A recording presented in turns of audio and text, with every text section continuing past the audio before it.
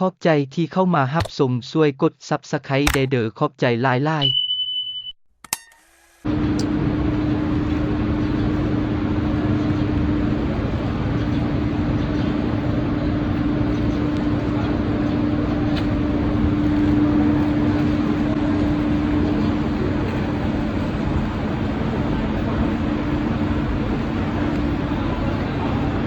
สมเด็จพระเทพรัตนราชสุดาสยาม บรมราชกุมารี สมเด็จพระเทพรัตนราชสุดาสยาม บรมราชกุมารีเยี่ยมยามสปป.ลาว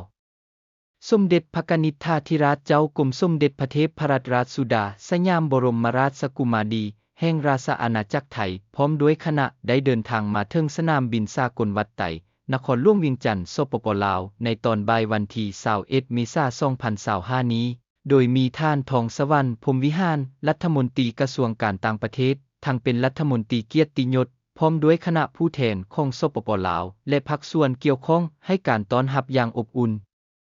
การเสด็จมาเยี่ยมยามสปป.ลาวในครั้งนี้เพื่อตอบสนองตามการเชื้อเชิญของท่านทองลุนศรีสุฤทธิ์ประธานประเทศแห่งสาธารณรัฐประชาธิปไตยประชาชนลาวโดยสมเด็จพระกนิษฐาธิราชเจ้ากรมสมเด็จพระเทพรัตนราชสุดาสยามบรมราชกุมารีแห่งราชอาณาจักรไทยจะดำเนินการเยี่ยมยามสปป.ลาวในระหว่างวันที่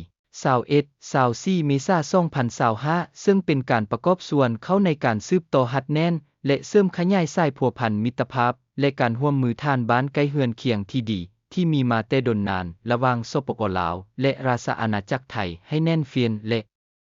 ขยายตัวยิ่งขึ้น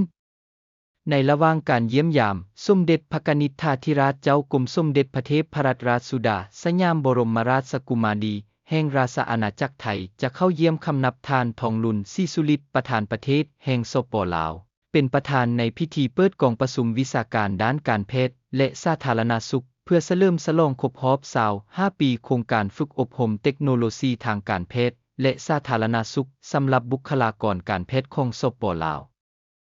นอกนั้นยังจะเสด็จเยี่ยมยามและเข้าร่วมพิธีเปิดการนำใช้อาคารหลังใหม่ของโรงเรียนวัฒนธรรมป้องกันความสงบอยู่แขวงเวียงจันทน์และศูนย์พัฒนาและขอบใจที่เข้ามารับชมช่วยกด Subscribe ได้เด้อขอบใจหลายๆ